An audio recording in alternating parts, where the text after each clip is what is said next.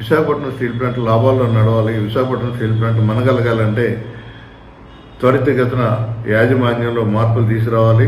గత 4 సంవత్సరాలుగా director operation, పూర్తిస్థాయి డైరెక్టర్ ఆపరేషన్ లేరు. ఒక సీఎండీని నియమించారు. ఆ సీఎండీ ఇష్టానుసారం ఆయనకు కావాల్సిన వాళ్ళందరితో కూడా అనేక రకమైనటువంటి చౌకబారు ఉత్పత్తులను కొనుగోలు చేసి అనేక యంత్రాలను పాడు చేయడం జరిగింది.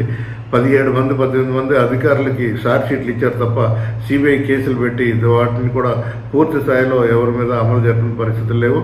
నాసిరకం రా మెటీరియల్ కొనుగోలు చేయడం, తయారైన ఉత్పత్తులకి సుమారు 4,000 నుంచి 6,000 వరకు డిస్కౌంట్లు ఇవ్వడం, అదే పరిస్థితి ఈ రోజుకి కూడా కొనసాగుతుంది. ఈవేళ గత ఏడాది కాలంగా కార్మికులకి 6 నెలల నుంచి వేతనాలు ఇవ్వకుండా కార్మికులకు ఇవ్వాల్సిన వేతన డబ్బులతో ఉత్పత్తి కావాల్సినటువంటి రా మెటీరియల్ కొంటూ ఇవాళ సేల్స్ జరుగుతున్న పరిస్థితి చూస్తే ఇవాళ కూడా 4,000 రూపాయలు డిస్కౌంట్ ఇచ్చి మార్కెట్లో అమ్ముకునే పరిస్థితి ఉంది.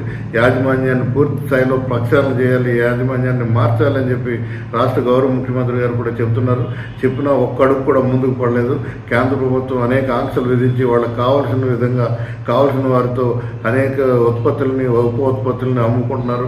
అలాగే నాసిరకం ఉత్పత్తులను కొనుగోలు చేసి యంత్రాలను పాడు చేస్తున్నారు. కాబట్టి ఇప్పటికైనా సరే విశాఖపట్నం స్టీల్ ప్లాంట్ పూర్తి స్థాయిగా నడిపించడం కోసం శైలిలో విలీనం చేయడం కానీ, శైలిలో అడాప్ట్ చేయడం కానీ, గనులు కేటాయించడం కానీ, వడ్డీలు మాఫీ చేయడం కానీ జరగాలని చెప్పి సర్వత్రా ఆంధ్రప్రదేశ్ ప్రజానికం కోరుకుంటున్నారు. ఆంధ్రప్రదేశ్ ప్రజల పట్ల వివక్షతో కేంద్ర ప్రభుత్వం ఇవన్నీ చేస్తుంది. కాబట్టి రాష్ట్ర గౌరవ ముఖ్యమంత్రి గారు పెద్దన్న పాత్ర పోషించి విశాఖపట్నం స్టీల్ ప్లాంట్ని కాపాడాలని చెప్పి